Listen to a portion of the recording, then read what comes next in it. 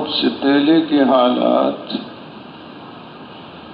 وہ نمونہ ہیں، مرنے کے بعد کے حالات حقائق ہیں، وہ حقیقتیں ہیں۔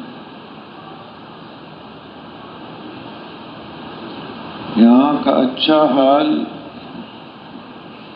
اس حقیقت کا ایک نمونہ ہے، یہاں کی خوشی آخرت کی خوشیوں کا ایک نمونہ ہے، یہاں کی نعمتیں آخرت کی نعمتوں کا ایک نمونہ ہے، یہاں کے کھانے ہیں، پھل ہیں، نعمتیں ہیں، ایک نمونہ ہے۔ حقیقت اس کی آخرت میں رکھی کہ وہاں کی نعمتیں، وہاں کی غذائیں، وہاں کے پھل اور یہاں کی یہ ساری چیزیں عارضی ہیں، وقتی ہیں، وہاں وہ چیزیں دائمی اور ہمیشہ ہمیشہ کے لیے۔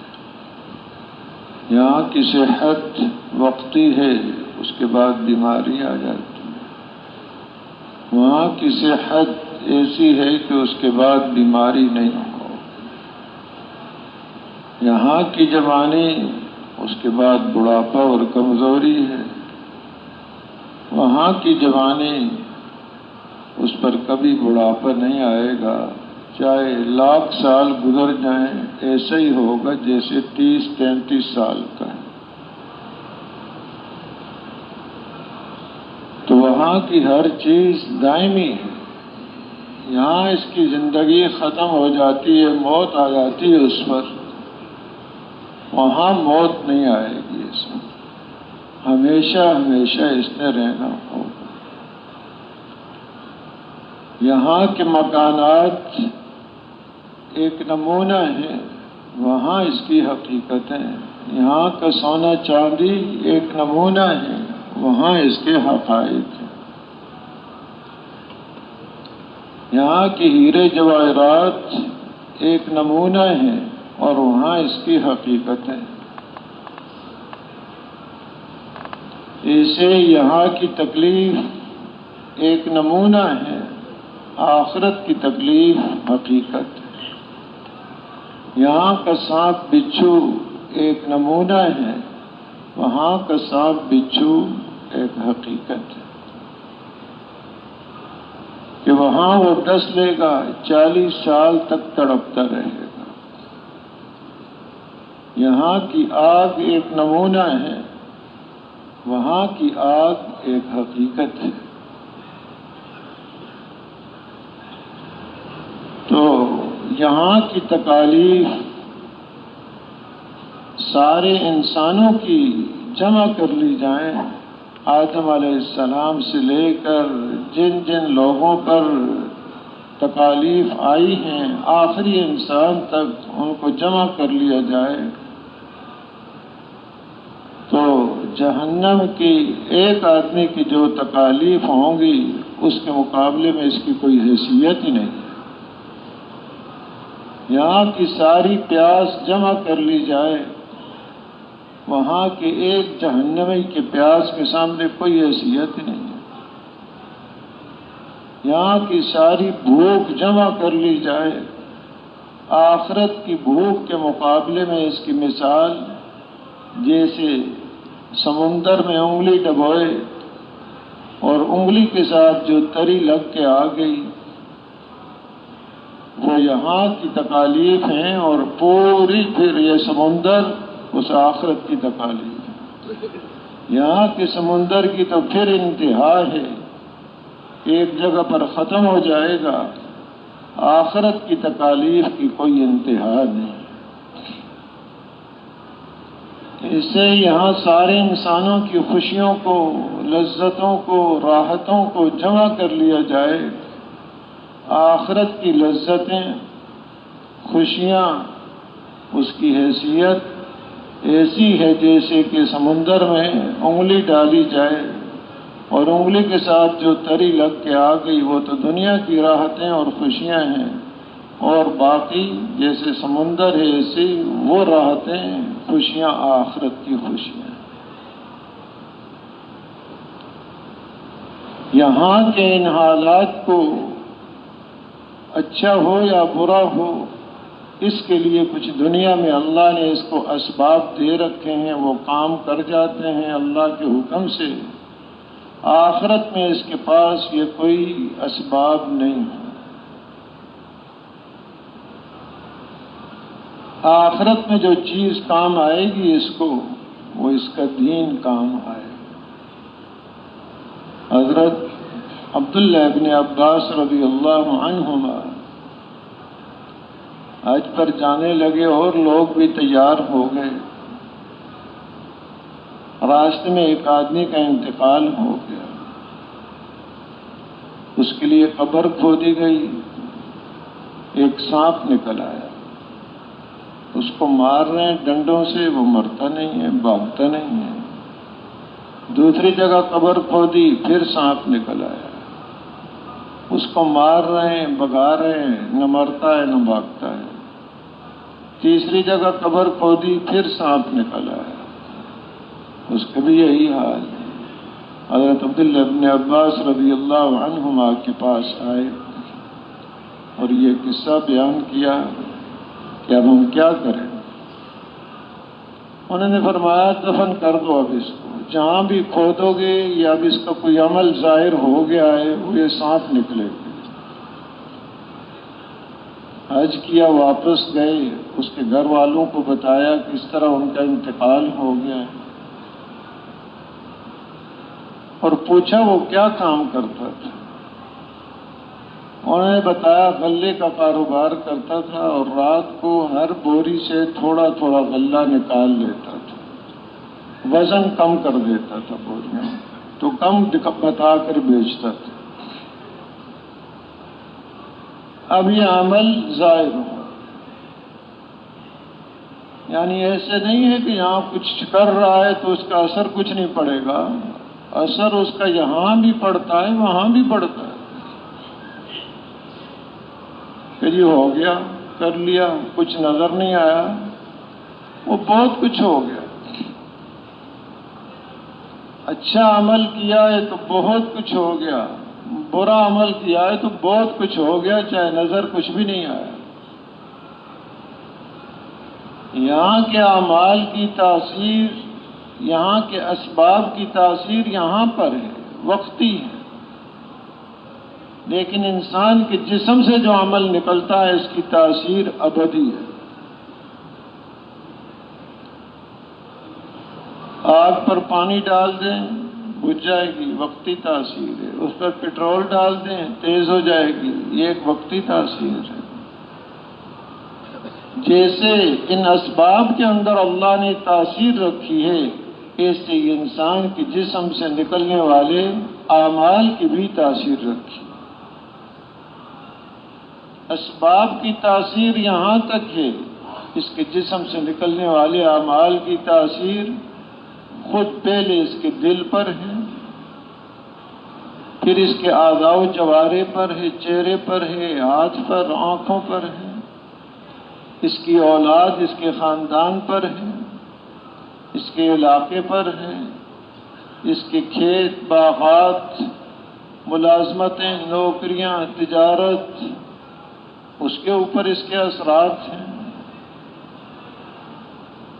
اور پورے عالم کے اوپر اس کے اثرات ہیں. اور میں ظہر الفساد فی البر والبحر بما کسبت ایدی الناس، کہ خشکی اور تری میں جو فساد ہو رہا ہے اس کی وجہ کیا ہے؟ یہ وجہ ہے کہ درندے زیادہ ہو گئے، بھیڑیے زیادہ ہو گئے، چیتے اور سانپ اور بچھو زیادہ ہو گئے، حالات خراب ہو گئے. یہ وجہ نہیں بتائی. وجہ یہ بتائیے اس انسان کے اعمال. اعمال بگڑ گئے تو اس کا اثر صرف اس پر نہیں ہے، خشکی اور تری، سمندروں کی گہرائی میں بھی جو اثر ہو رہا ہے، حالات ابھر رہے ہیں، وہ اس انسان کا دخل. دور دراز جنگلوں کے اندر جہاں یہ انسان نہیں پہنچا، وہاں پر بھی جو حالات آ رہے ہیں اس میں دخل اس انسان کا، تو اس کے اعمال پورے عالم پر، اور اس کے اعمال کا اثر پھر موت کے وقت، وہ اثر عارضی نہیں ہے، وہ ساتھ چلتا ہے۔ موت پر اس کا اثر، پھر قبر میں اس کا اثر، جیسے ابھی عرض کیا کہ وہ سانپ نکل آیا، عمل یہاں کیا تھا، یہاں بھی حالات ہیں۔ آتا ہے عبداللہ ابن عباس رضی اللہ تعالیٰ عنہ فرماتے ہیں، جس کا مفہوم یہ ہے کہ جو بھی ناپ تول میں کمی کرتا ہے اس کی روزی کاٹ دی جاتی ہے، حلال ملنا بند ہو جاتا ہے، برکتیں اٹھا لی جاتی ہیں۔ یہاں بھی اس کا اثر، قبر میں بھی اس کا اثر، آگے قیامت کے دن جب کھڑا ہوگا اس دن بھی اس کا اثر، پھر ہمیشہ ہمیشہ کے فیصلے اس پر ہوں گے، ہمیشہ ہمیشہ اس کا اثر چلتا رہے گا۔ اس کے جسم سے نکلنے والے اعمال اتنے زیادہ مؤثر ہیں جس کا حد کوئی۔ أَفَحَسِبْتُمْ أَنَّمَا خَلَقْنَاكُمْ عَبَثًا وَأَنَّكُمْ إِلَيْنَا لَا تُرْجَعُونَ، کیا تم یہ سمجھتے ہو کہ ہم نے تمہیں بیکار پیدا کر رکھا ہے؟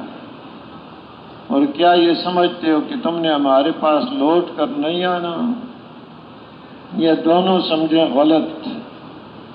بیکار پیدا نہیں کیا، بہت بڑے مقصد کے لیے پیدا کیا ہے، اور اس کے ہر عمل کی بہت بڑی تاثیر ہے، اور یہ بھی کہ کہیں لوٹ کے نہیں جاننا، کوئی پوچھنے والا نہیں ہے، یہ بات بھی نہیں ہے۔ ہم سب نے اللہ کے پاس لوٹ کر جانا، کوئی اندھیر نگری نہیں ہے یہاں کہ پوچھ نہیں ہوگی، جو مرضی ہے کرو۔ یہاں تو پورا بدلہ بھی نہیں لیا جا سکتا کہ ایک آدمی نے 100 کو مار دیا ہے، اب اس کی ایک ہی جان ہے، ایک ہی دفعہ یہاں تو اس کا بدلہ لیں گے، 100 دفعہ کیسے لیں گے؟ اس نے تو 100 کو مارا ہے، تو صحیح بدلہ تو آخرت میں چکایا جائے گا۔ انصاف کا ایک دن رکھا ہے اللہ نے، حتیٰ کہ سینگ والی بکری نے بے سینگ بکری کو مارا ہے، اب یہاں بدلہ نہیں چکا سکتی، اس کی تو سینگ ہی نہیں ہے۔ قیامت کے دن اللہ پاک دونوں کو پیدا کریں گے، بے سینگ بکری کو سینگ عطا فرمائیں گے، اور وہ اپنا بدلہ لے گی، پھر دونوں کو کہا جائے گا مٹی ہو جاؤ۔ اب اس وقت وہ انسان جس نے اپنی زندگی حیوانوں کی طرح گزاری ہوگی، وہ کہے گا یا لیتنی کنت ترابا، کاش میں بھی مٹی ہو جاتا، دنیا میں کوئی انسان نہ ہوتا، حیوان ہوتا، آج مٹی ہو جاتا۔ تو اس کے اعمال کی تاثیر بہت تیز ہے اور بڑی مؤثر ہے کہ حالات اس پر یہاں دنیا میں آئیں گے، خوشی ہے، غمی ہے، صحت ہے، بیماری ہے، امن ہے، خوف ہے، صلح ہے، لڑائی ہے، زندگی ہے، موت ہے، عزت ہے، ذلت ہے، آپس میں الفتیں اور محبتیں ہیں یا نفرتیں اور عداوتیں ہیں اور دشمنیاں ہیں۔ یہ حالات آئیں گے یہاں، اور حالات لانے والی ذات اللہ ہی ہے، لیکن اللہ کے ہاں حالات لانے کا ایک ضابطہ ہے اور ایک قانون ہے، اس کا جتنا وہ اہتمام فرماتے ہیں اتنا ہی۔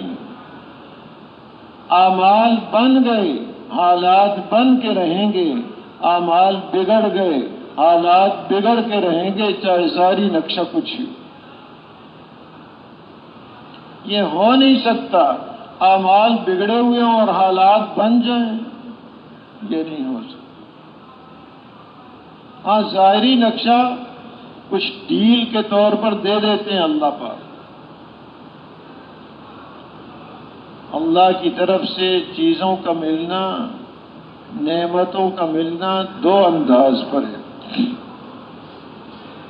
ایک معصیت پر دیں اور ایک اطاعت اور فرمانبرداری پر دیں۔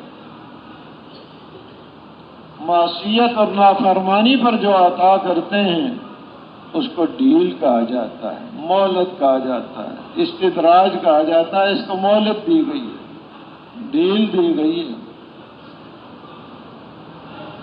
فرمایا فلما نسوا ما ذکروا به فتحنا علیہم ابواب کل شیء۔ جو نصیحت ان کو کی گئی جب اس کو بھول گئے تو اللہ پاک نے فرمایا ہر چیز کے دروازے ان کے اوپر کھول دیے۔ لو چیزیں، چیزوں کی کوئی قیمت ہی نہیں اللہ کے نزدیک۔ اس ساری دنیا کی قیمت اللہ کے نزدیک ایک مچھر کے پر کے برابر میں نہیں۔ لو ان چیزوں کو۔ اب جب یہ چیزیں ملیں فرحوا بما اوتوا، اس پر اترانے لگے، ہمارے پاس یہ چیزیں ہیں، یہ طاقتیں ہیں، یہ اسباب ہیں، یہ قوتیں ہیں ہمارے پاس، اس پر اکڑنا اور اترانا شروع کر دیا۔ ورنہ اخذناہم بغتۃ فاذا ہم مبلسون، اچانک ہم نے ان کو پکڑ لیا۔ جب پکڑا تو حیران ہو گئے، پکڑ کہاں سے آ گئی؟ ہمارے پاس تو ایسے اسباب ہیں کہ پکڑ سے بچ سکتے ہیں، وہ یہ گمان کیے ہوئے ہیں۔ حیرانگی ہو رہی ہے ان کو۔ ایسے الفاظ آج کل بھی بولتے ہیں کہ جی ایسا سریا بنایا ہے، زلزلہ اثر نہیں کرے گا۔ سریا کیا طاقت ہے اس کی؟ ایک جھٹکا لگا، کوئی چیز سامنے ٹھہر نہیں سکتی ہے اس کی۔ اللہ کی طاقت اور پکڑ کے سامنے کوئی چیز نہیں ٹھہر سکتی۔ ساری دنیا کی اسباب اور طاقتیں جمع ہو جائیں، اگر تباہ کرنے کا ارادہ ہو تو کوئی چیز بچا نہیں سکی۔ تو حالات لانے والی ذات اللہ ہے۔ اعمال بگڑے ہوئے ہیں، دل بگڑا ہوا ہے۔ اب جو چیزیں مل رہی ہیں یہ مہلت ہے، استدراج ہے، ایک ڈیل ہے۔ جیسے مچھلی کو پکڑنے کے لیے کانٹے پر گوشت لگا دیا تو وہ کہ بڑا اچھا لقمہ ہے، بڑا لذیذ ہے، اس کو پتہ نہیں کہ اس کے پیچھے کیا انتظام ہے، کہ اس کے پیچھے تو ٹوکا بھی رکھا ہوا ہے، کہ اس کے پیچھے تو چھری بھی ہے، اس کے پیچھے تو آگ بھی ہے۔ ظاہری اس کو یہاں نظر آ رہا ہے کہ یہ ٹکڑا ہے گوشت کا، بعد میں کیا رکھا ہوا ہے وہ اس کو نظر نہیں آ رہا۔ اب اگر کوئی اس کو اور مچھلی بڑی سمجھائے کہ بہت ساری مچھلیوں نے یہ ٹکڑا کھایا اور نظر ہی نہیں آئی، تو نہ کھانا، تو کہے کہ یہ ایسے ہی مجھے دھوکہ دے رہے ہیں، کہاں نظر آ رہا ہے؟ تو اس کے بعد جو رکھی ہوئی ہے چھری، ٹوکا اور آگ اور تیل کی کڑائی وہ نظر نہیں آ رہی اس کو۔ بڑا اس کو سمجھایا جائے اس کو سمجھ میں بات آتی ہی نہیں۔ اگر کوئی انتظام ہو سمجھانے کا تو اس کو یہ چیزیں نہیں سمجھ میں آئیں گی۔ ایسے ہی انبیاء علیہ الصلوۃ والسلام اللہ کی طرف سے بھیجے جاتے ہیں، حقائق ان پر کھولے جاتے ہیں۔ مرنے کے بعد کیا ہے؟ جیسے سمندر سے جب مچھلی کو کھینچا جائے گا، جس نے یہ گوشت کا ٹکڑا کھایا، سمندر کے ماحول سے باہر نکلے گی، ساری چیزیں نظر آ جائیں۔ ایسے یہ انسان جب اس دنیا کے ماحول سے باہر نکلے گا، جو ہی موت کا پنجہ پڑے گا، ساری چیزیں نظر آئیں گی۔ جو انبیاء علیہ الصلوۃ والسلام نے فرمایا موت، اس کی سختی، فرشتے اور موت کے بعد کے حالات، قبر، وہاں کے سوالات، قبر کی تنگی، فراخی، جہنم کی کھڑکی، جنت کی کھڑکی، اب وہ ساری چیزیں نظر آئے۔ آج بھی یہ کہتے ہیں جی نظر نہیں آ رہا، کیسے مانے؟ بھائی نظر نہیں آ رہا، کئی چیزیں نظر نہیں آتی، مانگ رہا ہے آدمی، کئی چیزیں اس آدمی کو نظر نہیں آتی، مانگ رہا ہے پھر بھی۔ ایسے ہی ایک ذہن والا گیا ایک عالم کے پاس، وہ کہنے لگا کہ تم کہتے ہو اللہ تعالیٰ موجود ہیں، موجود ہیں تو نظر آئے، نظر نہیں آ رہے، لہذا اس نے اپنا قاعدہ کلیہ بنا لیا، جو چیز نظر نہیں آتی وہ موجود نہیں ہے۔ اور تم کہتے ہو کہ یہ تقدیر میں لکھ دیا گیا، یہ تو مجبور ہے جو کرے گا، پھر بندے کو کیوں پکڑتے ہیں؟ یہ تو تقدیر میں لکھا ہوا ہے، اس نے ایسا کام کر دیا۔ اور کہا کہ یہ جن شیاطین یہ تو آگ سے پیدا کیے گئے، ان کو جہنم میں آگ میں ڈالا جائے گا تو آگ پر کیا عذاب ہوگا، اس کو تو کوئی تکلیف نہیں ہوگی۔ انہوں نے ایک مٹی کا ڈھیلا اٹھایا اور مارا اس کے سر پر۔ اب وہ جواب کے عجیب آتے ہیں، جواب تو دیا نہیں، اس کا جواب یہ ہے۔ چلا گیا عدالت میں قاضی کے پاس کہ یہ ہوا۔ قاضی نے بلایا ان کو کہ آپ کو جواب دینا چاہیے تھا، جواب نہیں دے سکتے تو مارا کیوں ہے اس کو؟ تو ہم نے کہا جی میں نے تو جواب دے دیا ہے، کہ اس سے پوچھو اس کا کیا سوال تھا؟ کہ اس نے پہلا سوال کیا اللہ تعالیٰ نظر نہیں آتے، تو کہتا ہے نعوذ باللہ اللہ تعالیٰ نہیں ہے۔ اب یہ جو کہہ رہا ہے مجھے درد ہو رہا ہے، تو ذرا دکھا دے درد کہاں ہو رہا ہے کہ نظر آئے گا کہ نہیں آئے گا؟ تو میں نے اس کے سوال کا جواب دے دیا ہے۔ دوسرا کہتا ہے تو تقدیر میں ہی لکھا ہوا تھا، لہذا بندے کو پھر سزا کیوں ہے؟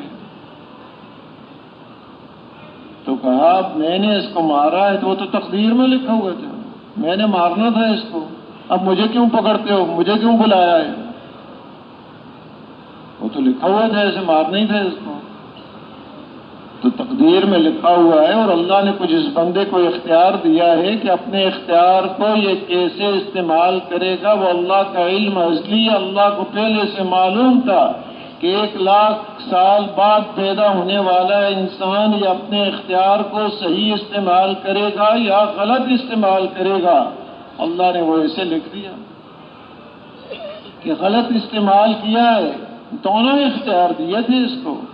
اس ہاتھ کو یتیم بچے کے سر پر پھیرے، اللہ کو راضی کرنے کے لیے اس کو ثواب ملے گا، اس ہاتھ سے یتیم بچے کو تھپڑ مارے، اب پکڑ ہوگی، اختیار دونوں دیے ہوں اللہ نے، یہ استعمال کیسے کرے گا؟ تو کہا اس کا بھی جواب دے دیا میں نے کہ مجھے پھر کیوں؟ اور کیا اس سے پوچھو تیسرا سوال اس کا کیا تھا؟ کہا جی وہ تو آگ سے پیدا ہوئے، تو آگ والوں کو آگ سے سزا کیسے جہنم میں ڈال کر دی جائے گی؟ کہا یہ بھی مٹی سے پیدا ہوا، میں نے مٹی کا ڈھیلا مارا تھا، اس سے کیا ہوا، تکلیف ہو گئی اس کو۔ تو انبیاء علیہ الصلوۃ والسلام کو اللہ پاک نے حقائق دکھائے ہوئے ہیں، وہ حقائق ان کے سامنے ہیں، انہوں نے بتایا ہے مرنے کے بعد اس پر یہ حال آئے گا، یہ حال آئے گا، قبر میں یہ حال آئے گا، میدان معاشر میں کھڑا کیا جائے گا، 50,000 سال کا دن ہوگا، سورج کو قریب لایا جائے گا، نفسی نفسی کا عالم ہوگا، ہر ایک دوسرے سے بھاگے گا، ماں اپنے بیٹوں سے اور بیٹے اپنے ماں اور باپ سے بھاگیں گے، بیوی اپنے خاوند سے، خاوند اپنی بیوی سے، بھائی بہن ایک دوسرے سے، دوست احباب ایک دوسرے سے بھاگیں گے کہ آج کوئی مانگ نہ لے کچھ نیکی، ایک دوسرے سے بھاگ رہے ہوں گے۔ یوم یفر المرء من اخیہ وصاحبتہ وبنیہ لکل امرئ منہم یومئذ شأن یغنی۔ اس دن مجرم یہ کہے گا میری جان چھوڑ دو، میرے بدلے میں میرے اہل کو، خاندان کو، بھائیوں کو، بیوی کو، پوری دنیا کے انسانوں کو ڈال دو، میری جان چھوڑ۔ آج ان سب کو جہنم میں ڈالنے کے لیے تیار ہوگا، میری جان چھوٹ جائے۔ اس بیان کو پوری امت تک پہنچانے کے لیے ہمارے ساتھ معاونت کریں، ہمارے چینل کو سبسکرائب کریں۔ اندھیر نگری نہیں ہے، کرے کوئی اور بھرے کوئی۔ ایک انصاف کا دن رکھا ہے، براہ راست اللہ پاک خود حساب لیں گے، بیچ میں کوئی ترجمان نہیں ہوگا، ہر ایک سے براہ راست ساری چیزیں اس کے سامنے ہوں گی، نامہ اعمال۔ اگر کہیں انکار کیا تو مہر لگا دی جائے گی منہ پر، اور اس کے اعضاء و جوارح وہ اس کے خلاف بولیں گے، اس کی ران اس کے خلاف بولے گی، اس کی زبان اس کے آنکھ اس کے ہر چیز اس کے خلاف بولے گی۔ یومئذ تحدث اخبارہا، یہ زمین بھی اس دن خبریں بیان کرے گی اس زمین پر کیا کیا کام کیے، اچھے کام کیے وہ بیان کرے گی، برے اعمال کیے وہ کام کریں گے۔ اس لیے آتا ہے کہ یہ تسبیحات اللہ کا ذکر انگلیوں پر کرو، کیونکہ ان انگلیوں کو بلایا جائے گا قیامت کے دن، تاکہ یہ گواہی دے سکیں کہ ان انگلیوں پر اللہ کا ذکر کیا۔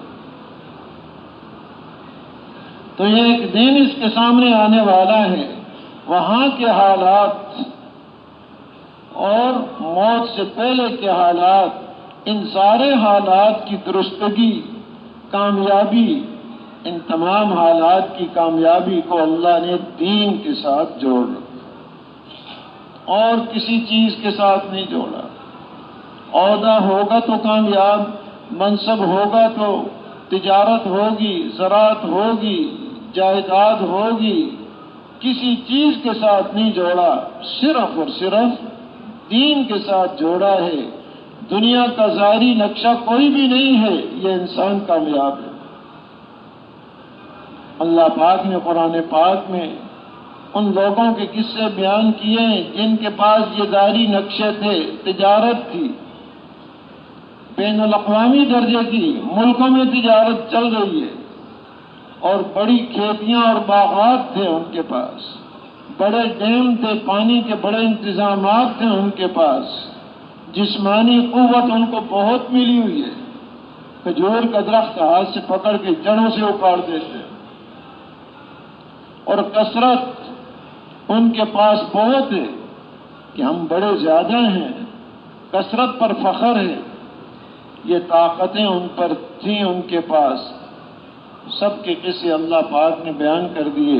جب انہوں نے اپنے نبی علیہ السلام کی بات کو نہیں مانا، اللہ پاک نے یہاں پر تباہ و برباد کر دیا اور آخرت میں بھی تباہ۔ حکومت تھی، مال تھا، تباہ و برباد کر دیا۔ تو انسانیت کو بتا دیا اور قرآن پاک میں یہ قصے بیان کر دیے۔ اس لیے کہتے ہیں جہاں اس امت کی اور فضیلتیں ہیں، اللہ کا بڑا کرم ہے اس امت پر، ان میں سے ایک یہ کرم بھی ہے، اس امت کو اللہ پاک نے آخر میں بھیجا۔ پہلے لوگ سامنے ان کے حالات گزر گئے، قومیں، اس کے سامنے اب کوئی حجت نہیں رہی کہ یہ کہے تجارت میں کامیابی ہے اللہ کا حکم چھوڑ کر، قصہ بیان ہے ان کا۔ یہ سمجھے کھیتی باڑی اور زراعت اور باغات اور جائیداد میں کامیابی ہے، قصہ ان کا بیان کر دیا۔ اور یہ سمجھے کہ عہدہ اور منصب حکومت میں کامیابی ہے، ان کے قصے بیان کر دیے۔ یہ سمجھے مال زیادہ ہوگا، اسباب زیادہ ہوں گے، کامیابی ہے، یہ سارے قصے فرعون کے، قارون کے، نمرود کے، قوم سبا کے، اور نوح علیہ السلام کی قوم کے، شعیب علیہ السلام کی قوم، ان ساری قوموں کے قصے بیان کیے، یہ سارے اسباب ان کے پاس۔ تو اس امت پر اللہ نے فضل فرمایا کہ خیال کرنا ان اسباب میں نہ پھنس جانا۔ یہ اسباب کامیابی کی چیز ہوتے تو یہ لوگ کامیاب ہو جاتے۔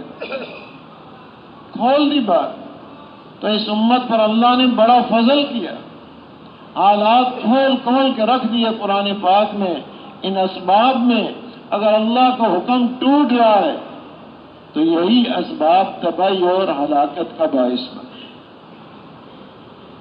اصل اللہ کا حکم ہے، اللہ کا حکم پورا ہو گیا، حالات بنا دیے جائیں گے، چاہے ظاہری نقشہ کچھ بھی نہیں۔ اللہ کا حکم توڑ دیا ہے تو حالات اگر پورا کیا ہے تو حالات بنا دیں گے، ظاہری نقشہ کچھ نہ ہو۔ اور اللہ کا حکم اگر توڑا ہے، اللہ پاک توڑ کے رکھ دیں گے، چاہے سارے نقشے اور اسباب پاس موجود۔ تو اصل اللہ کا حکم ہے، دین ہے۔ یہاں کے حالات ہوں، آخرت کے حالات ہوں، سب میں سرخرو ہو جائے اور کامیاب ہو جائے، اس کے لیے صرف دین ہے۔ تجارت ہے اور دین ہے، یہ کامیاب ہے، لیکن کامیابی کا ذریعہ تجارت نہیں، دین ہے۔ کھیتی باڑی ہے اور دین ہے، یہ کامیاب ہے، لیکن کامیابی کا ذریعہ کھیتی باڑی نہیں، بلکہ وہ اوامر جو کھیتی باڑی میں پورے کر رہا ہے اللہ کے، وہ اوامر ہیں کامیابی۔ ملازمت ہے، عہدہ منصب ہے اور دین ہے، یہ کامیاب ہے، لیکن کامیابی کی وجہ کیا ہے؟ عہدہ منصب نہیں ہے، وہ اوامر ہیں جو اس کے عہدہ منصب اور ملازمت سے متعلق ہیں وہ پورے کر رہا ہے، وہ ہے کامیابی کا ذریعہ۔ تو یہ چیز کھول دی، کامیابی صرف دین کے اندر ہے، اور دین کو جوڑا ہے ایک محنت کے ساتھ۔ دین وجود میں آئے گا، زندگیوں میں آئے گا ایک محنت سے۔ اس دنیا کو دارالاسباب بنایا ہے، کرنے والی ذات اللہ ہی ہیں، ہدایت عطا کرنے والے وہی ہیں، لیکن جیسے اور چیزوں کو اسباب کے ساتھ جوڑا، اس دین کو بھی اسباب کے ساتھ جوڑا۔ وہ سبب کیا ہے؟ انبیاء علیہ الصلوۃ والسلام کی محنت۔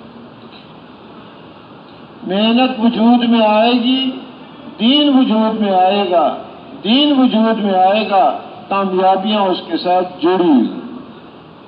کامیابی اس کے ساتھ ایسی جڑی ہوئی، کوئی تاخیر نہیں ہے۔ جو ہی دین وجود میں آیا کامیابی ساتھ آئی، جو ہی دین وجود میں آیا نقد انعام ملا، دل کا اطمینان، چین، خوشی اللہ پاک نصیب کرا۔ دیر کوئی نہیں ہے، فوراً کامیابی اس کے ساتھ ملی ہوئی ہے۔ آخرت کی کامیابیاں تو بے شمار ہیں، دنیا میں بھی اللہ پاک اس کو عطا فرماتے ہیں۔ تو اصل بنیاد محنت ہے۔ انبیاء علیہ الصلوۃ والسلام کو مبعوث فرمایا، اور ان کے محنت کے مختلف نقشے تھے۔ بعضوں کو گھر کی طرف، ایک گھرانے کی طرف بھیجا گیا، ان کی محنت کا دائرہ وہ گھرانہ تھا۔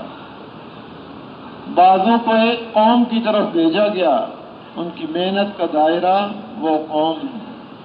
بعضوں کو ایک علاقے کے لیے بھیجا گیا، ان کی محنت کا دائرہ وہ علاقہ ہے۔ جہاں محنت کا دائرہ ہے، اس دائرے تک ان کی محنت مؤثر ہے۔ اگر ان لوگوں نے مان لیا، اللہ نے دنیا آخرت میں عزتیں دی اور ان کو چمکایا اور کامیاب کیا۔ اور جہاں یہ محنت مٹی اور انہوں نے اس کو قبول نہیں کیا، اللہ نے ان کو ملیا میٹ کر کے رکھ دیا۔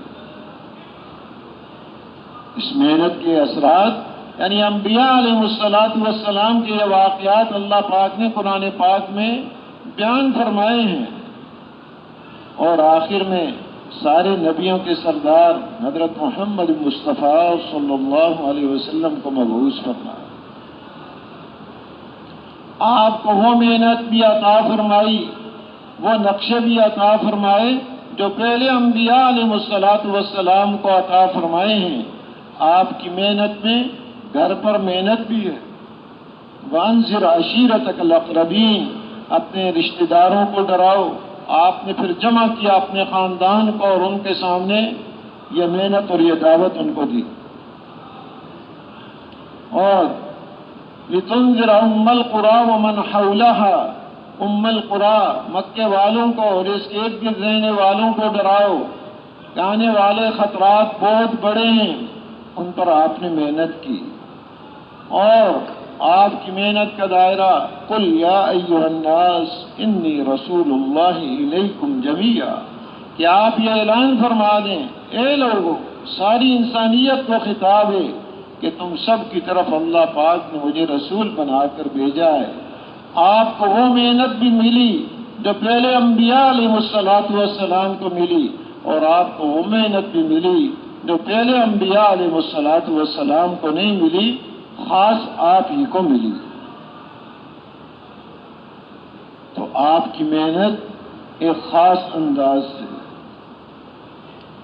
اس لیے جو بھی یہ سمجھتا ہے کہ اتباع، آپ کی اتباع ہی میں کامیابی ہے، تو اس کے اوپر یہ ساری چیزیں آ جاتی ہیں۔ اپنے گھر پر محنت، اپنے علاقے پر محنت، پورے عالم میں محنت، قیامت تک آنے والے انسانوں کے لیے جب آپ کو مبعوث فرمایا ہے، حالانکہ آپ کی محنت کا زمانہ 23 سال ہے۔ پہلے انبیاء علیہ السلام گزرے، زمانہ بہت زیادہ ملا، محنت کا میدان چھوٹا ہے۔ نوح علیہ السلام کا زمانہ بہت زیادہ ہے۔ آپ صلی اللہ علیہ وسلم کی محنت کا میدان پورا عالم، ہر قوم کا ہر فرد، ہر مرد، ہر عورت، زندگی کا ہر شعبہ آپ کی محنت کا میدان۔ کوئی بھی شعبہ ہو زندگی کا، آپ کی محنت کا وہ میدان ہے کہ اس شعبے کے اندر دین زندہ ہو جائے۔ اس لیے کہتے ہیں آپ کی مبارک محنت ایک جگہ بیٹھ کر نہیں ہو سکتی۔ تو جب محنت کا دائرہ وسیع ہے تو عاملہ بھی وسیع ہے، کام کرنے والے بھی وسیع ہیں، اس میں امت کو شریک کر دیا کہ آپ کو ایسی دولتیں عطا فرمائیں جو پہلے انبیاء علیہ السلام کو نہیں ملی، آپ کو وہ محنت عطا فرمائی جو پہلے انبیاء علیہ السلام کو نہیں ملی۔ آپ کے ارشاد گرامی ہے جس کا مفہوم یہ اوتیت علم الاولین والآخرین، اولین اور آخرین کا علم مجھے عطا کیا۔ حضرت آدم علیہ السلام پر وہی 10 دفعہ اتاری، حضرت نوح علیہ السلام اتنا لمبا زمانہ ہے 50 دفعہ وہی اتری ہے، حضرت ابراہیم علیہ السلام پر 48 مرتبہ وہی اتری ہے، حضرت عیسیٰ علیہ السلام پر 10 مرتبہ وہی اتری ہے، حضور اکرم صلی اللہ علیہ وسلم کے اوپر 23 سال کے اندر 24,000 مرتبہ اللہ پاک نے وہی کو اتارا ہے۔ تو وہ عطا کیا جو پہلے نبیوں کو عطا کیا، اور وہ بھی عطا کیا جو پہلے نبیوں کو عطا نہیں کیا اللہ تعالیٰ۔ تو محنت بھی وہ ہے جو پہلے نبیوں کی محنت ہے، آپ کی محنت میں وہ محنتیں بھی ہیں، اور آپ کی محنت میں وہ محنت بھی ہے جو پہلے نبیوں کو نہیں ملی، کہ قیامت تک آنے والے انسانوں تک یہ محنت ہوتی رہے۔ یہ محنت کا دائرہ ہے، اس لیے امت کو بھی اس محنت میں شامل کر لیا۔ آپ کی اتباع میں امت پر بھی یہ محنت۔ قل هذه سبیلی ادعو الی اللہ علی بصیرۃ انا ومن اتبعنی۔ بڑے اہتمام سے فرمایا کہہ دیں آپ ان کو، هذه سبیلی، یہ میرا سبیل ہے، یہ زندگی کا مقصد ہے، میں لوگوں کو اللہ کی طرف دعوت دیتا ہوں۔ فرمایا انا ومن اتبعنی، جس نے بھی میری اتباع کی، جو بھی حضور اکرم صلی اللہ علیہ وسلم پر ایمان لایا، مرد ہے یا عورت ہے، پڑھا لکھا ہے ان پڑھ ہے، شہر کا رہنے والا ہے دیہات کا رہنے والا ہے، کیسا ہی رنگ ہو، کسی زبان سے تعلق ہو، جس نے حضور صلی اللہ علیہ وسلم کی اتباع کی، آپ کی اتباع میں یہ ذمہ داری بھی اس کے اوپر ہے۔ امام ابو بکر جساس راضی رحمۃ اللہ علیہ فرماتے ہیں هذه الآیۃ تدل علی ان علی المسلمین ما کان علی النبی صلی اللہ علیہ وسلم، یہ آیت یہ بات بتا رہی ہے جو ذمہ داری رسول اکرم صلی اللہ علیہ وسلم پر تھی، وہ ذمہ داری اللہ پاک نے مسلمانوں پر بھی ڈالی۔ مسلمان ہوتے ہی رسول اکرم صلی اللہ علیہ وسلم کا امتی ہونے کی جو شرافت اس کو ملی، اس کے ساتھ ہی اس کو آپ صلی اللہ علیہ وسلم والی محنت بھی ملی ہے۔ یہ نہیں کہ وقت لگائے گا کوئی تو پھر یہ ذمہ داری آئے گی کہ جی آپ پرانے حضرات پرانے ذمہ دار ہیں، ہر مسلمان ذمہ دار، وقت لگایا ہے یا نہیں لگایا ہے، کوئی تعارف نہیں ہے تبلیغ سے، وہ ذمہ دار ہے اس مبارک محنت کا، ذمہ داری ہے اس کو۔ یہ تو اللہ جزائے خیر دے، یاد دہانی کرا رہے ہیں، بھول گئے ہم سب، اس کے بھولنے کو بھی بھول گئے کہ ہاں کوئی چیز بھولے ہوئے ہیں، وہ بھی پتہ نہیں، بھولے ہوئے ہیں، یاد کرانے سے بھی یاد نہیں آ رہی۔ بھائی ذمہ داری ہے، ذمہ داری ہے، تو ان کو اللہ جزائے خیر دیں۔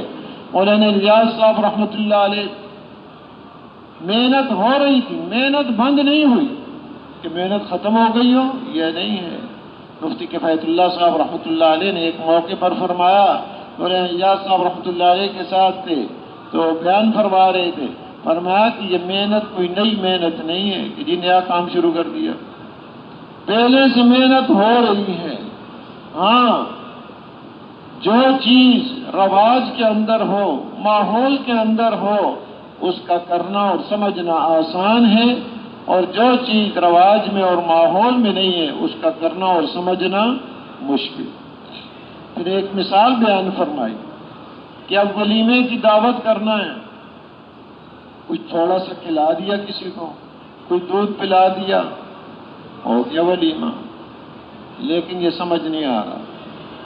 ہاں، قرضے لے کر دیگیں پکائیں گے، پلاؤ، حاجی صاحب اللہ علیہ فرما دے کہ مفتی صاحب فرمایا پلاؤ کی دیگیں پکائیں گے، یہ سمجھ میں آئے گا ہاں ولیمہ ہوا ہے۔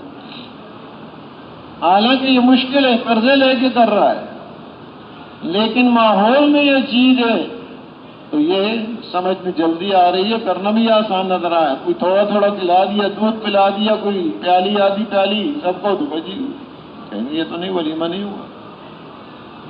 تو محنت پہلے سے چلی آ رہی، لیکن ماحول میں نہیں ہے، عمومی انداز میں نہیں ہے۔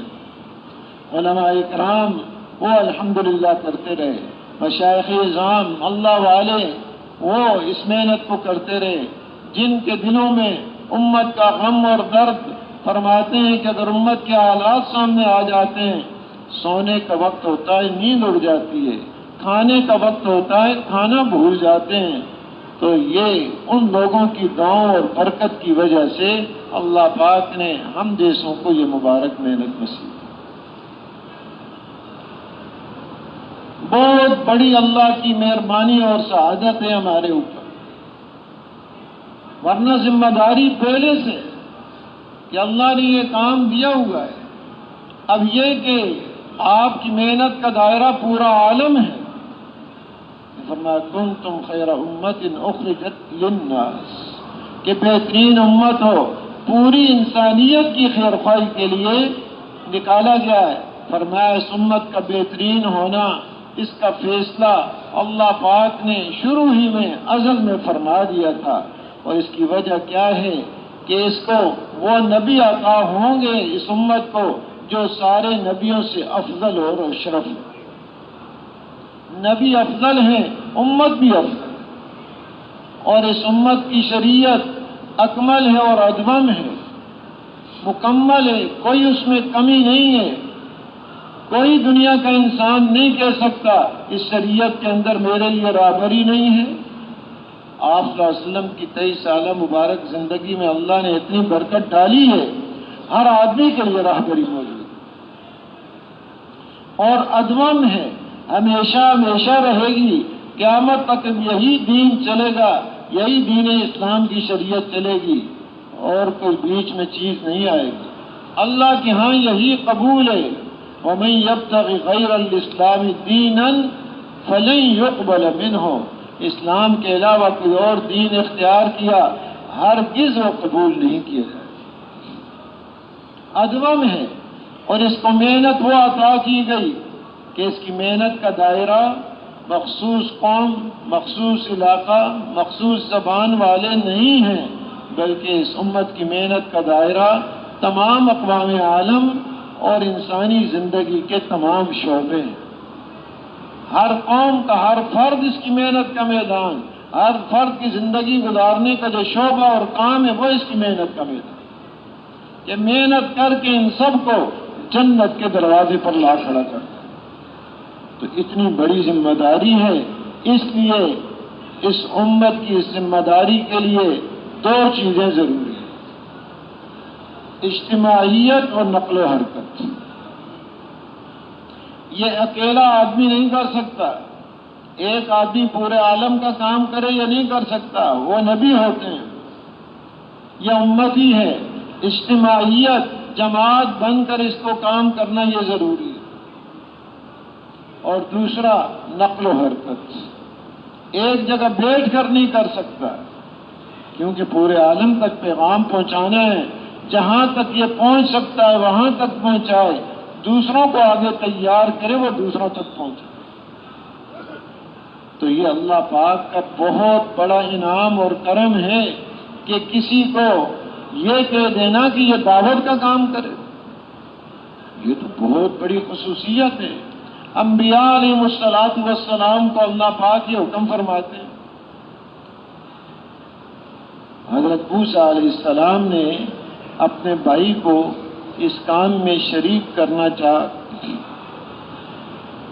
جب ان کو حکم ہوا اذهب الى فرعون انه طغى کہ فرعون کے پاس جائیں، وہ سرکش ہو گیا، اب جا کے دعوت دیں اس کو۔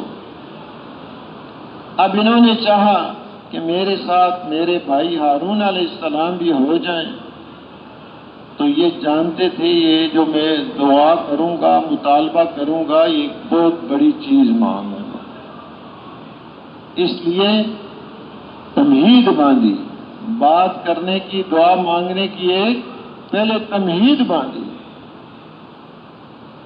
اور پھر دعا یہ کی۔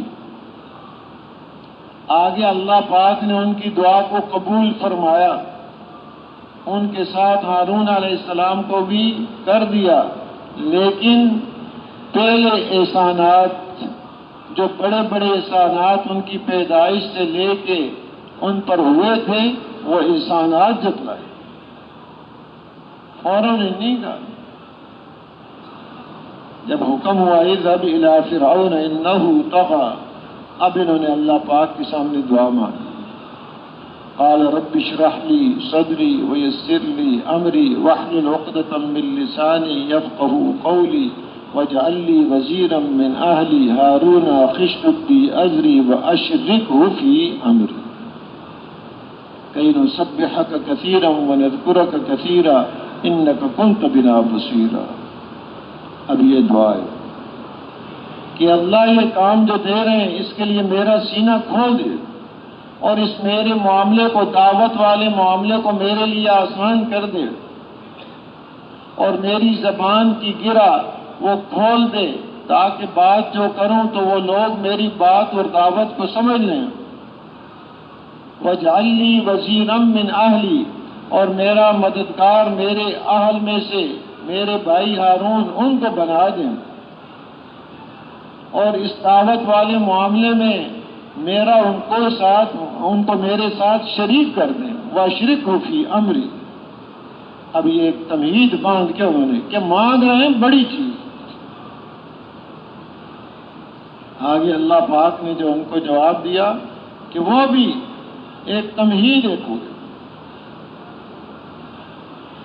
فرمایا لقد اوتیت سؤلک یا موسیٰ وَلَقَدْ مَنَنَّا عَلَيْكَ مَرَّةً أُخْرَى إِذْ أَوْحَيْنَا إِلَىٰ أُمِّكَ مَا يُوحَىٰ أَنِ اقْذِفِيهِ فِي التَّابُوتِ فَاقْذِفِيهِ فِي الْيَمِّ فَلْيُلْقِ الْيَمُّ بِالسَّاحِلِ يَأْخُذْهُ عَدُوٌّ لِّي وَعَدُوٌّ لَّهُ وَأَلْقَيْتُ عَلَيْكَ مَحَبَّةً مِّنِّي وَلِتُصْنَعَ عَلَىٰ عَيْنِي إِذْ تَمْشِي أُخْتُكَ فَتَقُولُ هَلْ أَدُلُّكُمْ عَلَىٰ مَن يَكْفُلُهُ فَرَجَعْنَاكَ إِلَىٰ أُمِّكَ كَيْ تَقَرَّ عَيْنُهَا وَلَا تَحْزَنَ وَقَتَلْتَ نَفْسًا فَنَجَّيْنَاكَ مِنَ الْغَمِّ وَفَتَنَّاكَ فُتُونًا فَلَبِثْتَ سِنِينَ فِي أَهْلِ مَدْيَنَ ثُمَّ جِئْتَ عَلَىٰ قَدَرٍ يَا مُوسَىٰ وَاصْطَنَعْتُكَ لِنَفْسِي اذهب أنت وأخوك بآياتي ولا تنيا في ذكري اذهبا إلى فرعون إنه طغى۔ پہلے فرمایا تھا اذهب إلى فرعون، ایک کو صرف موسیٰ علیہ السلام کو خطاب ہے، اب یہ ساری آیات تقریباً 18، ان کے بعد اب فرمایا اذهبا، دونوں جاؤ، اذهبا إلى فرعون إنه طغى کہ وہ سرکش ہو۔ تو بیچ میں جو بڑے بڑے احسانات اللہ پاک نے کیے وہ شمار کروائے کہ اس وقت کو بھی یاد کرو، اس کا تذکرہ کرو، سامنے رکھو اس کو کہ جب تمہاری والدہ کے دل میں یہ بات ڈالی تھی کہ تمہیں ایک صندوق میں ڈال دیں اور پھر وہ صندوق سمندر میں ڈال دیں۔ اب یہ ایک نعمت اللہ نے ان کے اوپر کی، احسان کیا، اور اس کو حکم ہوا کہ وہ آگے سمندر کے کنارے پر ڈالے، اور پھر آگے آپ کو جو پکڑے گا وہ کون؟ جو تمہارا دشمن بھی ہے، میرا دشمن بھی ہے، کہ فرعون پکڑ لے گا۔ اب جو تلاش میں فرعون ہے، دشمن ان کی اسی کے ہاتھ میں پہنچ گئے۔ اس نے تو انتظامات کیے ہیں کہ جو بچہ پیدا ہو اس کو قتل کر دو۔ معلومات پہلے سے رکھتے تھے، فلاں گھر میں بچہ پیدا ہونے والا ہے، پہنچے ہوئے ہوتے تھے، قتل کر دیتے۔ اللہ نے حفاظت فرمائی، پیدا ہو گئے، اب اسی کے ہاتھ میں پہنچا دیا۔ حفاظت کرنے والی ذات اللہ ہی ہے۔ چاہے قتل کے کتنے ہی نقشے بن جائیں، قتل کرنے والوں کے ہاتھوں میں ہی حفاظت کر کے دکھا دے کہ ذات اللہ ہی ہے، جو چاہتے ہیں وہ ہوتا ہے۔ باقی ساری مخلوق مل کر ہلاکت کا انتظام، قتل کا انتظام کر لے، اللہ کی طرف سے حفاظت کا انتظام ہو، ایک بال برابر بھی نقصان نہیں پہنچاتا۔ اور اب جب پکڑ لیا تو فرمایا وَأَلْقَيْتُ عَلَيْكَ مَحَبَّةً مِّنِّي، یہ احسان بھی اللہ کا ہے کہ تمہارے اوپر محبت کی ایک چادر ڈال دی۔ جو بھی سیدنا موسیٰ علیہ السلام کو دیکھتا تھا اس کے دل میں ان کی محبت پیدا ہو جاتی، جو بھی دیکھ رہا ہے محبت ہی محبت۔ تو یہ محبت ڈالنے والے کون ہیں؟ اللہ۔ اور فرمایا اس وقت کو بھی یاد کرو، یہ بھی یاد کہ تمہاری بہن وہ اس وقت ساتھ ساتھ چل رہی تھی، خیال رکھ رہی یہ صندوق کدھر جائے گا، کون پکڑے گا۔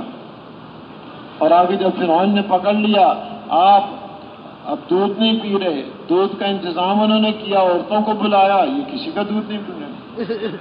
تو آپ کی بہن نے کہا کہ تمہیں نہ بتاؤں ایک ایسی عورت جو اس بچے کو دودھ پلائے، اس کی کفالت کرے۔ تو کہا لے آؤ ایسی عورت کو۔ فَرَجَعْنَاكَ إِلَىٰ أُمِّكَ، اب یہ احسان کہ ہم نے تمہیں لوٹا دیا تمہاری والدہ کی طرف، ان سے گئے تھے انہی کی طرف اللہ نے اب لوٹا دیا۔ كَيْ تَقَرَّ عَيْنُهَا وَلَا تَحْزَنَ، تاکہ ان کی آنکھیں ٹھنڈی ہو جائیں اور وہ غمگین نہ ہوں۔ جو بچے کی جدائی کا غم تھا وہ بھی ختم، بچہ خود پھر ان کی گود میں آ گیا۔ انتظام کرنے والے اللہ ہی ہیں۔ نظام کس کا چلتا ہے؟ اللہ کا چلتا ہے، چاہے ساری مخلوق اس کے خلاف فیصلہ کرے، چلے گا نظام اللہ۔ اللہ ہی ہیں جو نظام چلانے والے ہیں۔ اور آگے ایک واقعہ ہو گیا، ایک قبطی کو مارا تھا مکہ، اور وہ ایسا لگ گیا، مارنے کا قتل کا ارادہ نہیں تھا، مر گیا۔ اب یہ پریشان ہو گئے، اس پریشانی میں آ گئے۔ وَقَتَلْتَ نَفْسًا فَنَجَّيْنَاكَ مِنَ الْغَمِّ، تو اس غم اور پریشانی سے ہم نے آپ کو نجات دی۔ آپ مدین چلے گئے، پھر وہاں رہے کچھ عرصہ، پھر آئے، پھر اللہ نے آپ کو اس نبوت کے کام کے لیے چنا، یہ ذمہ داری دی، کہا ہم نے آپ کو چنا اور آپ کے بھائی بھی، اور اب کیا کریں؟ دونوں جائیں فرعون کے پاس۔ تو پہلے تھا آپ جائیں، ایک حکم ہے، اب دونوں جائیں۔ اب یہ حکم آ گیا، ان کو بھی اس کام میں شریک کر لیا۔ حالانکہ اگر موسیٰ علیہ السلام چاہتے اپنے بھائی کو ساتھ لے جاتے، وہ بڑے بھائی تھے، چلو بھائی جان آپ بھی ساتھ چلو، ایسا نہیں کیا، بلکہ اللہ سے درخواست کر کے کہ ان کو بھی یہ سعادت مل جائے، تاکہ اللہ کی مدد دوہری ہو جائے کہ اس دعوت کے ساتھ وہ طاقت ہے جو کسی مخلوق میں طاقت نہیں۔ اللہ کا ہر امر عظیم امر ہے، بڑی طاقت ہے اس کے اندر۔ جبرائیل علیہ السلام کو حضور اکرم صلی اللہ علیہ وسلم نے اپنی پوری جسامت میں 2 دفعہ دیکھا کہ پورا ان کا جسم 600 پر ہیں پھیلائے ہوئے، اس بیان کو پورا امت تک پہنچانے کے لیے ہمارے ساتھ معاونت کریں، ہمارے چینل کو سبسکرائب کریں۔ اب اتنے بڑے فرشتے، جب اللہ پاک کوئی حکم کرتے ہیں، اللہ کے حکم اور امر کی اتنی عظمت ہوتی ہے کہ یہ سکڑتے سکڑتے چھوٹا ہوتے ہوتے چڑیا جیسے ہو جاتا۔ اللہ کی عظمت ہے، اللہ پاک بڑے عظیم ہیں۔ اور جب امر فرماتے ہیں وہ امر بڑا عظیم ہے، فرشتے اللہ کے اس امر کی ہیبت کی وجہ سے یہ کیفیت بن جاتی ہے، حالانکہ اتنا بڑا جسم ہے۔ اللہ کے ہر امر میں عظمت ہے اور وہ طاقت ہے جس کا اندازہ نہیں کر سکتے۔ یہ اوامر الہیہ اللہ کی غیبی طاقت کا ذریعہ ہے۔ اللہ پاک نے جب زمین کو پانی کے اوپر بنایا تو زمین کانپ رہی تھی، پہاڑوں کے اوپر میخوں کی طرح گاڑ دیا۔ فرشتوں نے دیکھا اتنی مضبوط مخلوق، تو اللہ پاک سے پوچھا کہ اس سے بھی زیادہ طاقت والی کوئی مخلوق ہے؟ اللہ پاک نے فرمایا ہاں، لوہا اس سے بھی طاقت والا ہے، پہاڑ کو بھی توڑ دیتا ہے۔ کہ لوہے سے بھی کوئی مضبوط اور طاقتور مخلوق ہے؟ بتایا آگ ہے جو اس کو بھی پگھلا دیتی ہے۔ آگ سے بھی زیادہ طاقت والی کوئی مخلوق ہے؟ تو بتایا پانی ہے جو اس کو بھی بجھا دیتا ہے۔ پانی سے بھی زیادہ طاقت والی کوئی مخلوق ہے؟ ہوا ہے جو پانی کو بھی اڑا دیتی ہے۔ ہوا سے بھی زیادہ کوئی طاقت والی مخلوق ہے، کوئی چیز ہے؟ بتایا ہاں، مومن کا وہ عمل کہ دائیں ہاتھ سے صدقہ کرے ایسے اخلاص کے ساتھ کہ بائیں ہاتھ کو بھی پتہ نہ چلے کیا خرچ کیا۔ تو اس صدقے کے اندر وہ طاقت ہے جو اس ساری مخلوق کے اندر طاقت نہیں، نہ آگ میں، نہ پانی میں، نہ لوہے میں، نہ ہوا میں۔ آج ساری محنتیں کس پر ہو رہی ہیں؟ آج ساری محنتیں اس مخلوق کی طاقت کو حاصل کرنے کے لیے ہو رہی ہیں۔ صبح شام سے جو دوڑ لگی ہوئی ہے اور کس بات کی دوڑ لگی ہوئی ہے؟ آگ سے کیا حاصل کر سکتے ہیں، اور پانی سے کیا حاصل کر سکتے ہیں، اور اس مٹی سے کیا حاصل کر سکتے ہیں؟ اس مخلوق کی طاقتوں پر محنتیں ہو رہی۔ کھیتی باڑی میں محنت مخلوق کی طاقت پر محنت ہے، تجارت پر محنت مخلوق کی، کارخانوں میں محنت مخلوق کی طاقت کو، اور اسی طرح جو پڑھایا جا رہا ہے وہ کیا پڑھایا جا رہا ہے؟ اس مخلوق سے کیسے فائدہ اٹھا سکتے۔ حالانکہ ساری مخلوق کی طاقتیں ایک طرف، صدقہ کا یہ مقابلہ نہیں کر سکتے۔ چاہے کھجور کا ٹکڑا دیا ہے، اخلاص کے اندر وہ طاقت ہے کہ یہ ساری طاقتیں اس کے سامنے ہیچ ہیں۔ وہاں نہیں کہ بہت بڑا کوئی پہاڑ جیسا سونا خرچ کرے گا وہ بڑا طاقتور ہوگا۔ اخلاص کی طاقت، چاہے ایک ٹکڑا ہی کھجور کا دیا ہے، یہ ساری مخلوق کی طاقتیں اس کے سامنے کچھ نہیں کر سکتی۔ تو یہ تو صدقہ ہے، زکوٰۃ فرض ہے، زکوٰۃ میں اس سے زیادہ طاقت۔ نماز تمام اعمال میں بہتر ہے، الصلاۃ خیر موضوع، تو نماز میں ان سارے اعمال سے زیادہ طاقت۔ تو وہ امر دعوت کہ جس کے ذریعے سے نماز زندہ ہو جائے، روزہ زندہ ہو جائے، زکوٰۃ اور صدقات اور حج اور یہ سارا دین زندہ ہو جائے، اس امر دعوت میں کتنی طاقت ہو۔ محترم دوستو بزرگوں، آج ہماری محنتیں مخلوق کی طاقت پر ہو رہی ہیں، اس کو ہم سمجھتے بھی ہیں، جانتے بھی ہیں، فائدے بھی جانتے ہیں، استعمال بھی جانتے ہیں، نقصانات بھی جانتے ہیں، لیکن اللہ کا امر اس پر محنت ہی نہیں کہ اس کے اندر کتنی طاقت ہے، کتنی قوت ہے، اس کا اندازہ ہی نہیں ہے۔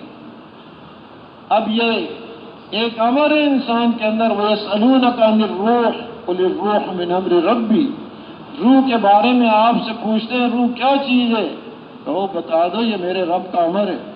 اب اس ایک روح میں جب تک انسان کے اندر موجود ہے، اس کی ساری قوتیں کام کر رہی ہیں، دماغی قوت، دیکھنے کی قوت، دل کی قوت، زبان کی قوتیں، کان، اعضاء و جوارح کی ساری قوتیں کس کے ساتھ ہیں؟ اس اللہ کے امر کے ساتھ جڑی ہوئی ہیں۔ جو ہی اللہ کا امر نکال لیا جاتا ہے، پورا جسم پڑا ہوا ہے، پہلوان پڑا ہوا ہے، اپنا ہاتھ بھی نہیں ہلا سکتا۔ کچھ بھی نہیں کر سکتا۔ وہ طاقت کس بنیاد پر تھی؟ اس اللہ کے امر کی بنیاد پر۔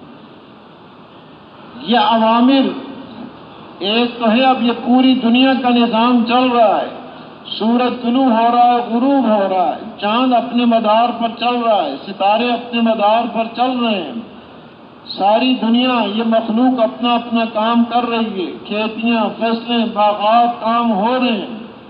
یہ امور ایک تکوینی امور ہیں، اور ایک ہے تشریع، شریعت کا امر۔ شریعت کے امر میں ان سارے تکوینی امور سے زیادہ طاقت اللہ نے رکھی ہے۔ تو وہ امر دعوت کہ جس سے سارا دین زندہ ہو جائے، اس کے اندر کتنی طاقت ہے۔ رسول اکرم صلی اللہ علیہ وسلم کی جب ولادت باسعادت ہوئی، آپ اس دنیا میں تشریف لائے، پورے باطل کے اندر زلزلہ پڑ گیا۔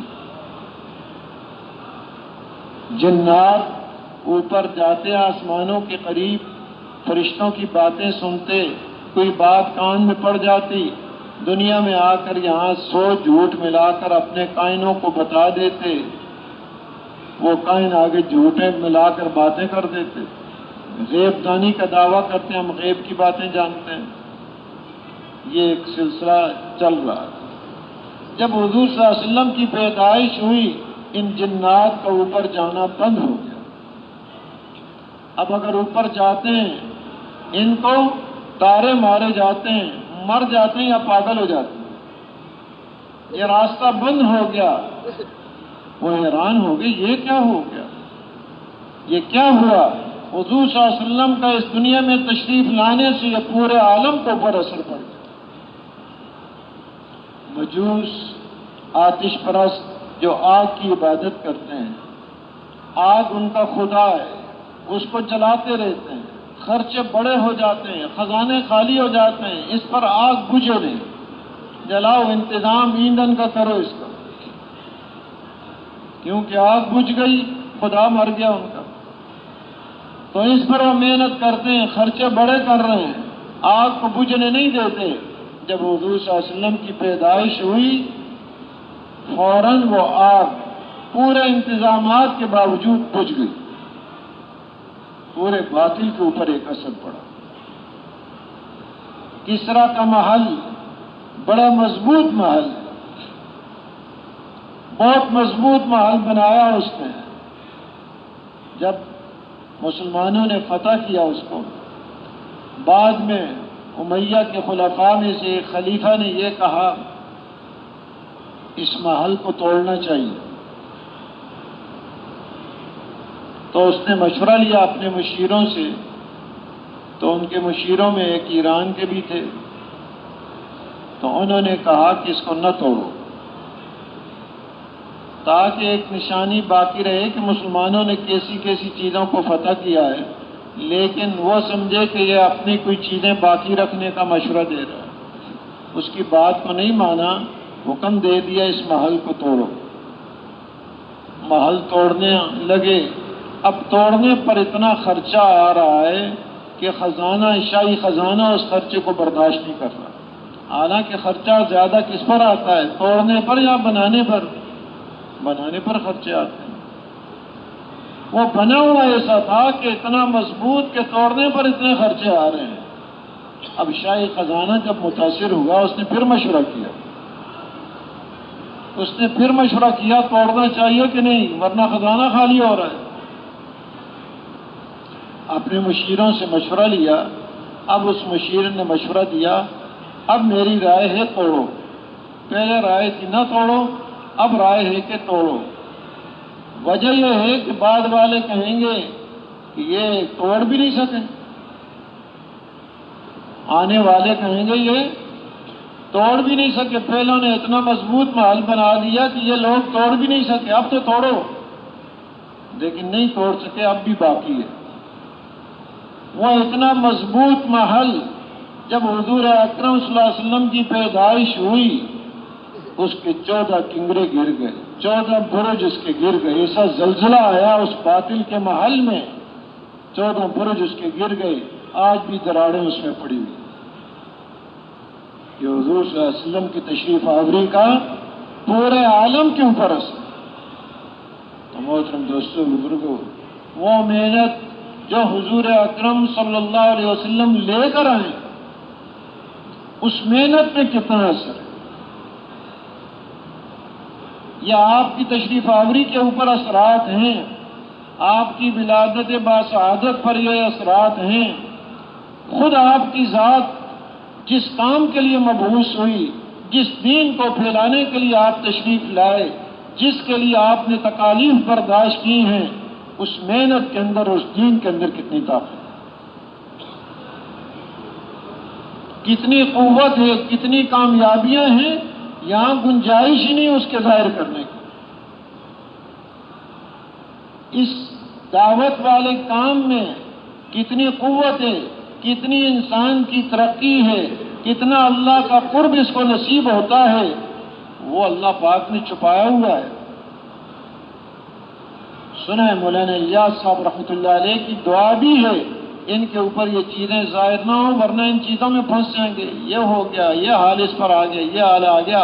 کام کریں، حالات میں نہ پھنس جائیں. کام اصل ہے، حالات اصل نہیں ہے کہ جی کبھی کیفیت بنتی ہے ذکر کرتے ہوئے، کبھی نہیں بنتی، کبھی دعوت دینے کا دل چاہتا ہے، کبھی نہیں چاہتا. یہ ان چیزوں پر موقوف نہیں ہے، کیفیات پر. وہ تو کام ہے، کام کی عظمت ہے اصل. کیفیات کے تابع ہو کے نہیں کرنا، کیفیات کچھ نہیں، اصل اللہ کا امر ہے.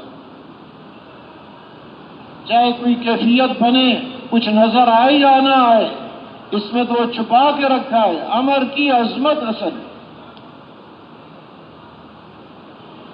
پہلے جو پرانوں کے جوڑ پر جہاں ایک مجلس عصر کے بعد کارگزاریوں کی ہوتی تھی، جو لمبے وقت کے لیے جماعتیں 1.5 سال کے لیے، سال کے لیے جاتی تھیں، دور دراز ملکوں میں، جنگلات میں، شہروں میں عجیب عجیب کارگزاریاں ہوتی تھیں. وہ خطوط پڑھے جاتے تھے. محترم حاجی صاحب رحمۃ اللہ علیہ نے منع فرما دیا کہ یہ نہ پڑھو، کہ کارگزاری کا تأثر دے کر مجمع کو تیار کرنا یہ ہمارا موضوع نہیں ہے، یہ مقصد نہیں ہے کہ جی کارگزاری ایسی ہے لہذا تیار ہو جائیں اور بھی یہ کر لیں. یہ نہیں، اللہ کے امر کا تأثر یہ ہے بنیاد اس میں. کارگزاری کچھ ہو یا نہ ہو، کوئی خاص واقعات ان کو پیش آئیں یا خاص واقعات پیش نہ آئیں، اصل کیا چیز ہے؟ اس بیان کو پوری امت تک پہنچانے کے لیے ہمارے ساتھ معاونت کرے، ہمارے چینل کو سبسکرائب کریں. اللہ کے امر کی بنیاد یہ مضبوط بنیاد ہے. تو کام تو مضبوط بنیادوں پر کہ کام سامنے ہو. یہ ذمہ داری اللہ نے نصیب فرمائی ہے، یہ سامنے ہو. اب اس بنیاد پر جو کام کرے گا، کیفیت بنے گی یا نہیں، کارگزاریاں آئیں گی یا نہیں، یہ کام ہر حال میں کرے گا. ورنہ تو رک جائے گا، کہیں کیفیت پر، کہیں کارگزاری پر نہیں بنی تو کیا کرے گا. تو اللہ نے وہ عظیم محنت نصیب فرمائی ہے کہ اگر وہ اس انداز سے جو اللہ کو پسند ہے، اللہ کے ہاں جو قبول ہے انداز محنت کا، اس انداز سے یہ محنت وجود میں آ جائے، کوئی چیز اس کے سامنے ٹھہر نہیں سکتی. ضرورت اس بات کی ہے کہ وہ انداز وجود میں آ جائے. صرف محنت کرنا کافی نہیں ہے کہ جی اتنا وقت ہم نے لگا لیا، سال لگا لیا، 7 ماہ 4 مہینے، ہر سال چلا مقامی کام پابندی سے، بیرون اندرون کی محنت. صرف یہ محنت کافی نہیں ہے. محنت اس انداز کی ہو جو اللہ کو پسند آ جائے. اگر کوئی ایسی باتیں پائی گئیں جس کی وجہ سے اللہ کو پسند نہیں آ رہی، یہ محنت اثر نہیں کرے. آپ صلی اللہ علیہ وسلم آخری نبی ہیں، آپ کی ہر بات آخر تک چلے گی. آپ کی ہر بات آخر تک مؤثر ہے۔ نماز آپ نے عمل بتایا ہے، نماز میں قیامت تک تاثیر ہے۔ ان الصلاۃ تنہی عن الفحشاء والمنکر، بے حیائی اور برے کاموں سے روکتی ہے۔ اس بیان نماز کو میں پوری یہ امت تک تاثیر ہے، آدمی پہنچانے کی کے لیے زندگی کو ہمارے بدل ساتھ کے رکھتی معاونت ہے۔ کرے، ہمارے چینل کو روزے میں یہ تاثیر جزاک رکھی ہے، اللہ یہ خیر۔ تقوی نصیب ہوتا ہے۔ تقوی میں یہ تاثیر رکھی ہے، ہر تنگی سے راستہ نکال دیتے ہیں، ہر غم سے خوشیاں نکال دیتے ہیں، ایسی جگہ سے روزی عطا فرماتے ہیں جہاں وہاں وہ گمان نہیں ہوتا۔ ہر چیز میں تاثیر ہے۔ اس مبارک محنت کی تاثیر انسانیت کی ہدایت۔ سب سے بڑا مسئلہ جو انسانیت کا ہے وہ ہدایت کا ہے۔ اگر یہ مسئلہ حل ہو گیا سارے کام ہو گئے، یہ مسئلہ حل نہ ہوا کوئی کام نہیں ہوا، پھنسا ہوا ہے، چاہے ساری دنیا کا مالک بن جائے یہ خسارے میں۔ تو اس مسئلے کا حل حضور اکرم صلی اللہ علیہ وسلم کی مبارک محنت، اس میں یہ تاثیر ہے۔ اس مبارک محنت میں تاثیر ہے کہ محنت کرنے والوں کی تربیت ہوتی رہے، اور اس محنت میں یہ تاثیر ہے کہ اندر سے بری صفات ختم ہو جائیں۔ کفر و شرک، ریا ہے، نمود ہے، دکھلاوا ہے، شہرت چاہنا ہے، حب جاہ ہے، حب مال ہے، دنیا کی محبت ہے، دنیا کی ہرس اور لالچ ہے، اور بے صبری ہے، ناشکری ہے۔ یہ بیماریاں اندر کی اس مبارک محنت سے دور ہوتی ہیں۔ اس مبارک محنت کی برکت سے اللہ پاک ایمان، یقین، توکل، صبر و شکر اور آخرت کی محبت، اللہ کی محبت، نبی اکرم صلی اللہ علیہ وسلم کی محبت اور دنیا کی بے رغبتی، آخرت کی رغبت اور صفت احسان، ان تعبد اللہ کانک تراہ فإن لم تکن تراہ فإنہ یراک، کہ ایسی عبادت کرو۔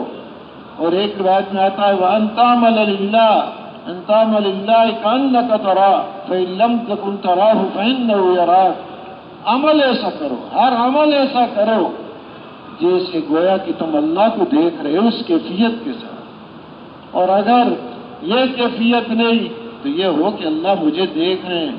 تو یہ صفات اللہ پاک نصیب فرماتے ہیں اس مبارک محنت کی وجہ سے۔ اس محنت میں یہ تاثیر ہے۔ حضور اکرم صلی اللہ علیہ وسلم کو انہی مقاصد کے لیے بھیجا گیا۔ لقد من اللہ علی المؤمنین اذ بعث فیہم رسولا من انفسہم یتلو علیہم آیاتہ ویزکیہم ویعلمہم الکتاب والحکمہ وإن كانوا من قبل لفی ضلال مبین۔ فرما رہے اللہ پاک کہ قسم تحقیق اللہ پاک نے ایمان والوں پر احسان فرمایا، حالانکہ ہر نعمت اللہ کے احسان ہی احسان ہے، یہاں خاص نعمت ہے۔ وہ کون سی؟ نبی اکرم صلی اللہ علیہ وسلم کا مبعوث ہونا، آپ کی بعثت ایمان والوں کے لیے بہت بڑی نعمت ہے۔ اللہ نے یہ نعمت جتلائی کہ انہی میں سے رسول مبعوث فرمائے۔ وہ کیا فرماتے ہیں؟ قرآن کی آیات ان کے اوپر پڑھتے ہیں، قرآن کی آیات کی دعوت دیتے ہیں، کتاب اور حکمت اور سنت کی ان کو تعلیم دیتے ہیں، اور ان کا تزکیہ فرماتے ہیں، اندر سے بری چیزیں ختم ہو جائیں، اچھی صفات سے یہ متصف ہو جائیں۔ اور یقیناً اس سے پہلے یہ کھلی گمراہی، تو کھلی گمراہی سے ہدایت میں آنا رسول اکرم صلی اللہ علیہ وسلم کی مبارک محنت کی اور بعثت کی تاثیر ہے۔ تو اللہ پاک نے ایسی محنت نصیب فرمائی۔ اب ضرورت اس بات کی ہے اس محنت کو ان صفات کے ساتھ کیا جائے جن صفات کی وجہ سے یہ محنت اللہ کے ہاں قبول ہو۔ صرف محنت کافی نہیں، یہ فکر لگی رہے جیسے الحمدللہ گھروں سے آئے ہیں، قربانی کی ہے، گھر کا راحت آرام چھوڑا، عزیز و اقارب ان کو چھوڑا، اور گھر کی سہولتوں کو چھوڑا، اپنی آمدنی کو چھوڑا، دکان، تجارت، کھیتی باڑی، ملازمت کو چھوڑ کر آئے، سفر کی مشقتیں ہیں، یہ ساری کام میں آ جائیں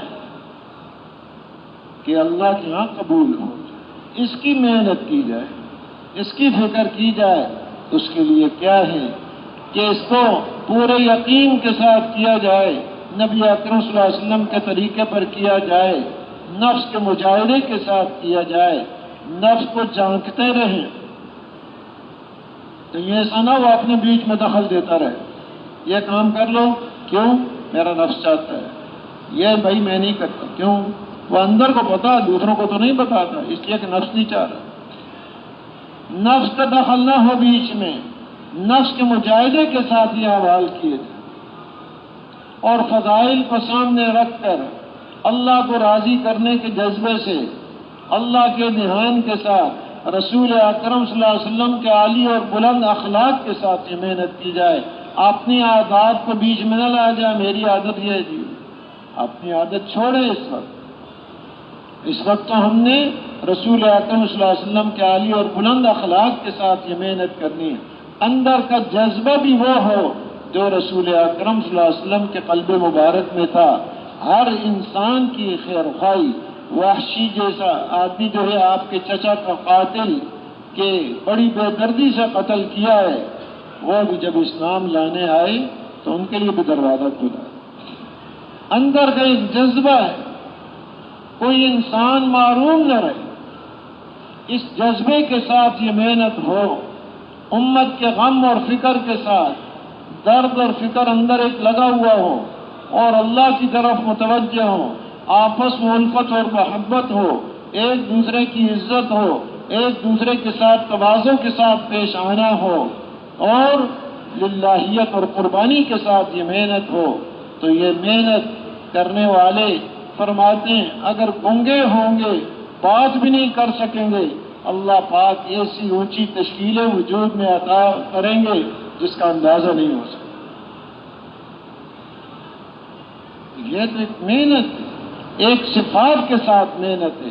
اب بات یہ ہے وہ صفات تو ہے نہیں ہمارے پاس، ہم تو نکلے ہیں، اپنا حال ہم میں سے ہر ایک کو پتا ہے میرا کیا حال ہے، ایمان یقین کے اعتبار سے، خشوع خضوع کے اعتبار سے، اخلاق کے اعتبار سے ہر ایک اپنے آپ کو جانتا، من عالم کے من دانم، اپنے کو اپنا حال سب کو پتہ ہے۔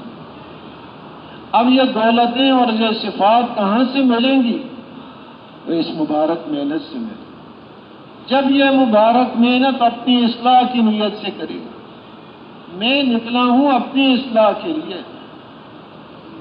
اصل مقصد تو میرا یہ ہے، آج دوسروں کو یاد دہانی کرانی ہے، ان صفات کا کہنا ہے تاکہ مجھے بھی یہ نصیب ہو جائیں کہ یہ بھی ذمہ داری ہے دوسروں کو تیار کرنا۔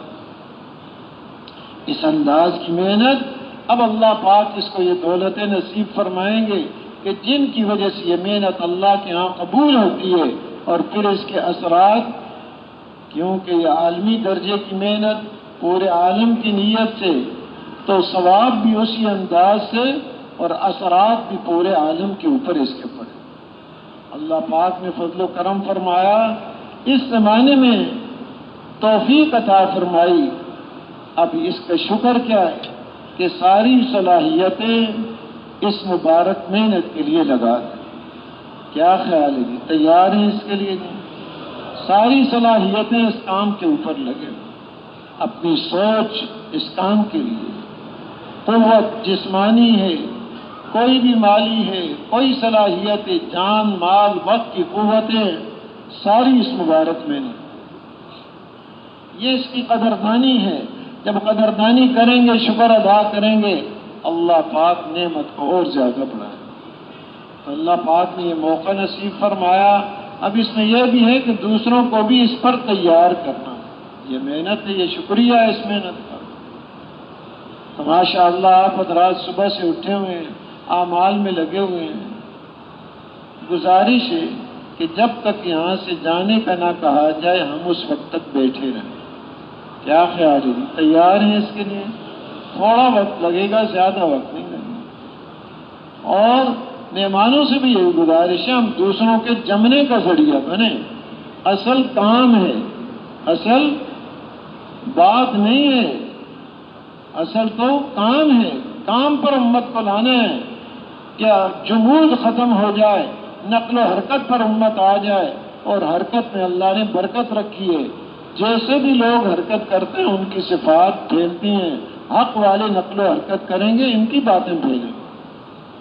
تو اس کے لیے فرمائیں کہ جن بھائیوں کے پہلے وقت لگ چکے ہیں، بیرون کے لیے سال اور 7 ماہ کے لیے فرمائیں کون کون بھائی تیار ہے؟ ماشاء اللہ، ماشاء اللہ، ماشاء اللہ، اور ہمت فرمائیں، اور ہمت فرمائیں، ماشاء اللہ، اور ہمت فرمائیں، اور ہمت فرمائیں، ماشاء اللہ، ماشاء اللہ۔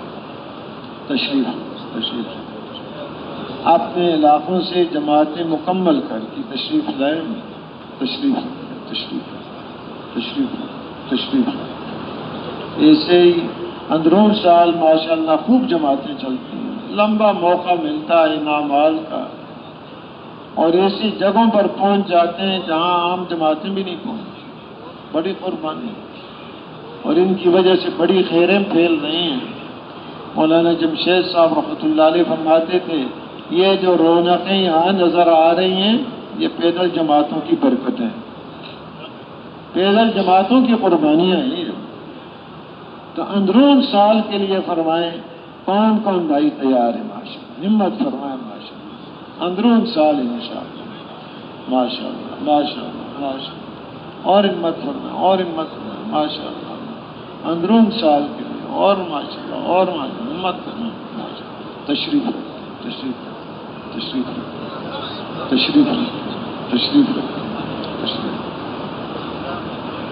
ایسے ہی ہمارے مہمان بہت دور سے تشریف لاتے ہیں، بڑی قربانی، ماحول مختلف، کھانا مزاج مختلف، اور بڑی قربانیاں ہیں، ویزے کی، پاسپورٹ کی، اور کئی دشواریاں ہوتی ہیں، بڑی قربانی کے ساتھ تشریف لاتے ہیں، تو ان کی قربانی کے اثرات پڑتے ہیں۔ جس علاقے میں جاتے ہیں وہاں کا کام خروج بھی بڑھ جاتا ہے، مقامی کام بھی بڑھ جاتا ہے، کہ قربانی ہے، ہم بھی ان سے فائدہ اٹھانے والے بن جائیں۔ تو جو پرانے ساتھی ہیں جو چل چکے ہیں تاکہ محنت کریں مل کر، وہ فرمائیں بیرون مہمانوں کے ساتھ تشکیل کے لیے کون کون بھائی تیار؟